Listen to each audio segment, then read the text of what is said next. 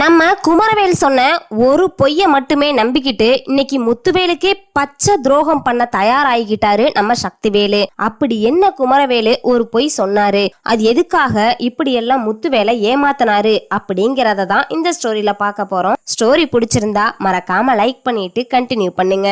இங்க பாத்தீங்கன்னா இதுக்கப்புறம் இவங்க இதுல போக்குல போனா நம்மளுக்கு சொத்து கிடைக்காதுன்னு நம்ம குமரவேலு பக்காவா ஒரு பிளான் பண்றாங்க. நம்ம சக்திவேல் கிட்ட போய், அப்பா எனக்கு என்னமோ நீங்க இந்த சொத்தெல்லாம் வாங்குவீங்கன்னு நம்பிக்கையே இல்ல அப்படின்னு சொல்லிட்டு நம்ம குமரவேலும் சக்திவேலும் பைக்ல போயிட்டு இருக்காங்க. அங்க ஒருத்தர் பெரியவர் நின்னு அப்பா தம்பி அப்படின்னு சொல்லி பிச்சை எடுத்துக்கிட்டு இருக்காங்க. இறங்கி வந்து நம்ம குமரவேலு பணம் போடுறாங்க. இங்க பணம் போட்ட உடனே, இங்க பாருப்பா நாளைக்கு இதே பணம் தான் உன் தட்டுல வந்து விழுக போகுது அப்படின்னு சொல்றாங்க. இதை கேட்டதும் ஒன்னும் புரியல. வாங்கப்பா போகலான்னு சக்திவேலை கூட்டிட்டு போகும்போது அப்ப அவர் சொல்றாரு, இல்லப்பா உனக்கு வீட்டை விட்டு வெளியே வர நேரம் வந்துருச்சு.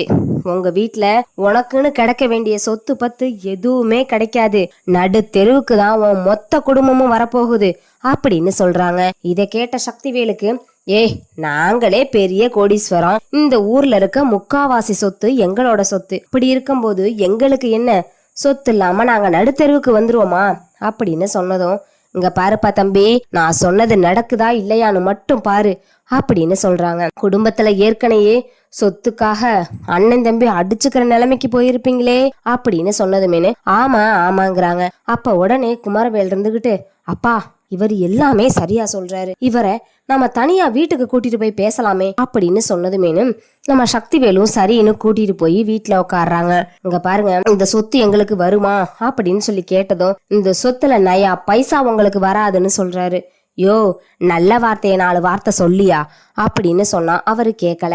அதுக்கப்புறமா வெளியே போயிடுறாங்க. நான் சொன்னதுல நம்பிக்கை இருந்தா நீ என்னைக்காச்சும் ஒரு நாள் என்னை தேடி வருவேன்னு அவரும் போயிடுறாரு. அப்ப குமார் இருந்துகிட்டு, என்னப்பா இம்புட்டு கஷ்டப்பட்டு சம்பாதிச்சு இந்த சொத்துல ஒரு சொத்து கூட நம்மளுக்கு வராதுன்னு சொல்றாரு, இத அப்படியே விட முடியாதுப்பா. நம்ம பெரியப்பாவும் பாத்தீங்களா நேத்து என்ன சொன்னாகனே, மொத்த சொத்தையும் பழனிக்கும் அவரும் எழுதி வச்சுக்குவாருப்பா. நமக்கு சொத்து இல்லாம போயிரும். எப்படியாச்சும் பெரியப்பாவுக்கிட்ட நீங்க தான்ப்பா சொத்தை வாங்கணும் அப்படின்னு சொல்றாங்க. என்னடா பண்ண சொல்ற, எங்க அண்ணனை நான் எதிர்த்து கூட பேசினதில்ல அப்படின்னு சொன்னதும், அதுதான்ப்பா தப்பு, இனிமே நாச்சும் புத்தியா பொழைச்சுக்கங்க அப்படின்னு சொல்லி நைட்டு முத்துவேலு தூங்கி இருக்கும் போது எப்படியாச்சும் அவரோட கை ரேகைய வச்சு நம்ம மொத்த சொத்தையும் பிளான் பண்ணிரலாம் அப்படின்னு சக்திவேலும் குமரவேலும் நினைக்கிறாங்க. அதனால உங்க முத்துவேல் தூங்கிட்டாரான்னு எட்டி பாத்துக்கிட்டு இருக்காங்க. வந்து தூங்குனதுக்கு அப்புறம் பின்னாடி நின்னுகிட்டு பேசுறாங்க. டேய் உங்க பெரியப்பா ஒத்துக்குவாராடா இதுக்கெல்லாம்? அப்பா நீங்க ஒண்ணு, பெரியப்பா சுயநினைவோட இருக்கும்போது இல்லடா மொத்த சொத்தையும் பழனிவேலுக்கு தான் கொடுக்க போறேனா, நீங்க என்ன அடிச்சா வாங்க போறீங்க, இல்ல பெரியப்பாவை எதிர்த்து எதுவும் பேச போறீங்களா? இல்ல உங்களை ஏமாத்தி புடுவாருப்பா, நமக்கான சொத்தை நம்ம தான் கேட்டு வாங்கணும் அப்படின்னு பின்னாடி நின்று பேசிக்கிட்டு இருக்காங்க. அதுக்கப்புறம் சரி பெரியப்பா எந்திரிக்கங்குள்ளாட்டி அவரோட கட்டை விரல எடுத்து இந்த பத்திரத்துல வச்சிடலாண்டா அப்படின்னு பேசிக்கிட்டு இருக்காங்க. அப்ப உடனே முத்துவேலு அப்படியே பெறல்றாரு. பயப்படுறாங்க நம்ம குமாரும் இங்க முத்துவேலும். இத பார்த்த சக்திவேல் இருந்துகிட்டு, டேய் அவர் எந்திரிச்சிட போறாரா அப்படின்னு கிட்ட வர்றாங்க. அப்ப முத்துவேலு எந்திரிச்சிடுறாங்க. என்னடா உங்களை ஒரு சொத்து, அதுவும் வெறும் பத்திரம், அந்த பத்திரம் உங்களை இந்த அளவுக்கு ஆளாக்கிருச்சு. ஏண்டா சொத்து நான் உங்களுக்கு கொடுக்க மாட்டேன்னு நீங்க நம்பிட்டீங்களா? இந்த சொத்து உங்களுக்கு வரவே வராதுன்னு நினைச்சிட்டீங்களா? இங்க பாருடா, இப்ப மட்டும் இல்ல, சொத்து கண்டிப்பா என்னைக்கா இருந்தாலும் இத நான் எத்தனையா பிரிப்பனோ கண்டிப்பா பிரிச்சிருவேன். நீ ஒன்னும் கவலைப்பட தேவையில்ல, கண்டதை போட்டு கோளாறு பண்ணிக்கிட்டு இருக்காத அப்படின்னு சொல்றாங்க. இல்லனே நாங்க வந்ததும் வந்துட்டோம், எங்களுக்கு அந்த கையெழுத்தை மட்டும் போட்டு கொடுனே, நான் கிளம்பி போய்கிட்டே இருக்கேன் அப்படின்னு சொல்றாங்க. என்னடா கையெழுத்து போடணும்? இந்த சொத்தெல்லாம் எங்களுக்கு வேணும், எங்களுக்குன்னு ஒரு சாமியார் சொல்லிட்டான், இந்த சொத்தெல்லாம் எங்களுக்கு வராதாமா, மொத்தத்தையும் நீ அவனுக்கே கொடுத்துருவேன்னு எனக்கு நம்பிக்கையே இல்லை உன் மேல. நீ தயவு செஞ்சு எங்களுக்கு சேர வேண்டியதை கொடுத்துட்டேனா நான் பாட்டுக்கு என் புள்ள பாட்டுக்கு இருப்போம், இல்லைனா நாங்க கொலகாரனாக கூட தயங்க மாட்டோம் அப்படின்னு சொல்றாங்க. அது எனக்கு முன்கூட்டியே தெரிஞ்சிருச்சுடா. என்னைக்கு சொத்துக்காக வந்து இங்க எல்லாரையும் எதிர்த்துட்டு நின்னியோ அப்பயே நான் முடிவு பண்ணிட்டேன். இந்தா உன் ஆசைய நான் ஏன் கெடுக்க அப்படின்னு சொல்றாங்க. சரி, இப்ப எதுக்கு வந்தீங்க? மொத்தமா அங்க பாரு, பீரோல பத்திரம் எல்லாம் இருக்கு, அந்த பத்திரத்தை மொத்தம் எடுத்துட்டு வா, எல்லாத்துலயும் கையெழுத்து போட்டு உன் கையில கொடுத்துட்றேன். எனக்கோ என் தம்பிக்கோ என் தங்கச்சிக்கு யாருக்குமே எந்த சொத்தும் வேணாம், நீ பாட்டுக்கு வச்சு சந்தோஷமா இருப்பா அப்படின்னு சொல்றாங்க. ஐயோ, உங்க பாவத்தை எதுக்கு நான் வாங்கிக்கிட்டு, எனக்கு நீங்க ரெண்டா பிரிச்சு அட பாதியை எங்களுக்கு கொடுத்துருங்க அப்படின்னு சொல்லி கேக்குறாங்க. அப்ப நம்ம சக்திவேலும் சரி சரி, நீங்களா விருப்பப்பட்டு கொடுக்குறீங்க, நான் வாங்கிக்கிறேன் அப்படின்னு சொல்லிட்டு அவர் கொடுக்கறத வாங்கிக்கிறாங்க. கையெழுத்தெல்லாம் போட்டு முடிச்சதும் நம்ம குமரவேலும் சக்திவேலும் அப்பா இப்பதாண்டா நிம்மதியா இருக்கு, பெருசா ஏதோ சாதிச்ச மாதிரி இருக்கு, இவங்க கிட்டலாம் விட்டா அம்புட்டுதேன், என்னடா இவங்க இப்படி பண்ணி புட்டாங்க, இதுக்கப்புறமும் இவங்க கிட்ட நம்ம எதுக்கும் கொஞ்சம் ஜாக்கிரதையா தான் இருக்கணும், கொஞ்சமா நஞ்சமா அத்தனை பேருடா, இந்த நம்ம பத்திரத்துல எழுதி வாங்கினத ஒருத்தர்கிட்ட கூட சொல்லக்கூடாது. அந்த சுகன்யா இருக்காளே, அவ அப்படிப்பட்ட ஆளு, நம்மளுக்கு சொத்து வேணும் அப்படிங்கிறதுக்காக அவ எந்த எல்லைக்கு வேணும்னா போவா. பழனிவேலு கூட நம்ம பேச்சு கேட்டுக்குவையான், பாண்டியன் பேச்ச கேட்டுக்குவான்.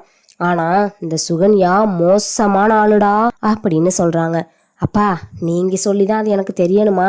அவங்க எப்படிப்பட்ட கிரிமினல்னு எனக்கு தெரியும், அவங்கனாலதான் இன்னைக்கு பல பேரு பல விதமா என்ன பேசுறாங்கப்பா அப்படின்னு சொல்றாங்க. அதுக்கப்புறம் அந்த இதெல்லாம் பத்திரத்தெல்லாம் எடுத்து வச்சுட்டு போய் நிம்மதியா தூங்கலான்னு போறாங்க. அங்க சுடர் இருந்துகிட்டு, ஏங்க உங்ககிட்ட கொஞ்சம் பேசணும் அப்படின்னு சொன்னதுமேனு, என்ன பேசணும்? உங்ககிட்ட எனக்கு பேச விருப்பம் இல்லை அப்படின்னு சொல்றாங்க.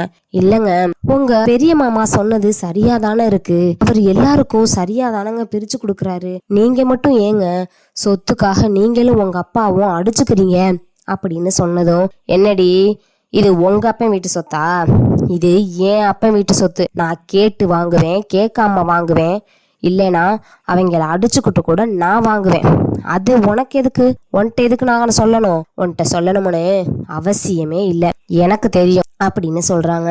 அதுக்கு இல்லைங்க, நீ வாயை மூடு, எனக்கு தெரியும், எனக்கு அட்வைஸ் பண்ற அளவுக்கு நீ இன்னும் ஒன்றும் பெரிய ஆளாக கிடையாது, சரியா? உன் வேலையை மூடிக்கிட்டு உட்காரு, உங்க அப்பன் வீட்டு சொத்தை எதுவும் போய் கொண்டுட்டு வான்னு சொன்னானா அப்படின்னு சொல்றாங்க. சொத்தை பத்தி உனக்கு என்னடி தெரியும்? இல்ல, வயிற்று புள்ள தாச்சி, அவங்கள வீட்டை விட்டு அவங்களே போயிட்டாங்க, அப்படி இருக்கும்போது அந்த அளவுக்கு வந்த சொத்து நம்மள நல்லா வச்சிருக்குமாங்க அப்படின்னு சொன்னதும், என்ன உன் கூட நான் கடைசி வரைக்கும் சேர்ந்து வாழ போறேன்னு உன்கிட்ட சொன்னனா? உன் கூட சேர்ந்து கடைசி வரைக்கும் எவண்டி வாழுவான்? நீ எல்லாம் ஒரு ஆளு, உன்னை எப்படா பிரிச்சு விட்டுட்டு நான் வசதியான வீட்டு பொண்ணு வந்துச்சுன்னா கல்யாணம் பண்ணலான்னு நான் இருக்கேன். சும்மா புருஷங்கிற முறையில அது சொல்ல இது சொல்ல கண்டதையும் சொல்லிக்கிட்டு இருந்த, திங்க சோறு கிடைக்காது, இருக்க வீடு இருக்காது, உன் வேலை என்னமோ அதை மட்டும் பார்க்கணும், அதை விட்டுட்டு தேவையில்லாததெல்லாம் நீ மூக்க நுழைச்சுக்கிட்டு இருந்தேன் நம்பிட்டுதேன் உன்னை அசிங்கப்படுத்தி போடுவேண்டி, உன் வேலையை மட்டும் பாரு அப்படின்னு நம்ம குமரவேலு அவங்கள திட்டுறாங்க. திட்டி ஒரு மூலையில ஒரு வேலைக்காரிய விட கேவலமா நடத்துறாங்க. எங்க பாத்தீங்கன்னா நம்ம சக்திவேலு அந்த பத்திரத்தை தலைமாட்டிலேயே வச்சுட்டு படுக்கிறாரு. நம்ம இவங்களுக்கும் முத்துவேலு அதையே நினைச்சு நினைச்சு யோசிச்சுக்கிட்டே இருக்காரு. இப்பதான் அப்பத்தா இருந்துகிட்டு முத்துவேலு கிட்ட வராங்க. தம்பி, உன்கிட்ட பேசணும்பா அப்படின்னு சொன்னதும், என்ன ஆத்தா இந்நேரத்துக்கு பேச வந்திருக்க, என்ன ஆத்தா சொல்லு ஆத்தா அப்படிங்கிறாங்க. ஒன்னும் இல்லப்பா, இவங்க எல்லாம் பண்றது எனக்கு ஒன்னும் பிடிக்கல, நீ எப்படிப்பா இதெல்லாம் தாங்கிக்கிற அப்படின்னு சொல்லி கேக்குறாங்க. என்ன ஆத்தா, நம்ம தம்பி தானே, பாத்தியாயா அவன் என்ன பேசிக்கிட்டு இருந்தானோ எல்லாத்தையும் நான் கேட்டுக்கிட்டு தாயா இருந்தேன், ஆனா அவனை போய் நீ மன்னிக்கிற பாத்தியா, அவனெல்லாம் மன்னிக்கவே கூடாதுப்பா, நான் ரொம்ப தப்பு பண்ணிட்டேன், நான் அப்ப ஏன்னு உங்க அப்பா இருக்கும்போதேன்னு சரியா இருந்திருக்கணும், அதை விட்டுட்டு நம்ம அண்ணன் தானே நம்ம தம்பி தானே அப்படின்னு நீ அப்படியே ரொம்ப எல்லாத்தையும் இலகுன குணமா பார்த்துட்டப்பா, எனக்கு இப்பதான் ரொம்ப கஷ்டமா இருக்கு, எல்லாருமே நல்லவங்களா இருந்தா கூட நம்மளும் செல்ஃபிஷா இருக்கணும்னு உன் தம்பி தெரிய வச்சுட்டான் பாத்தியா, பொட்டை புள்ள பிறந்தா என்ன ஆம்பளை புள்ள பிறந்திருந்தா என்ன, எல்லாருக்கும் பிள்ளைங்களுக்கு கொடுக்க வேண்டியதை கொடுத்து தானப்பா ஆகணும், இவன் என்ன நம்ம ராஜிக்கும் சரி கோமதிக்கும் 2 பேத்துக்கும் கொடுக்க விடமாட்டான் போல, எனக்கு மனசு ரொம்ப வேதனையா இருக்குப்பா அப்படின்னு சொல்றாங்க. ஆத்தா விடு ஆத்தா, அவன்கிட்ட நான் எத்தனை தடவை சொல்றது, எத்தனை தடவை சொன்னாலும் அவன் அதை காதுல வாங்கிக்க மாட்டேங்கிறான். நான் என்ன ஆத்தா பண்ணட்டும் அப்படின்னு சொல்றாங்க. உன்னால மட்டும் எப்படியா இப்படியெல்லாம் இருக்க முடியுது அப்படின்னு சொல்லி நம்ம அவரோட கையை பிடிச்சிக்கிட்டு அழுகிறாங்க அப்பத்தா.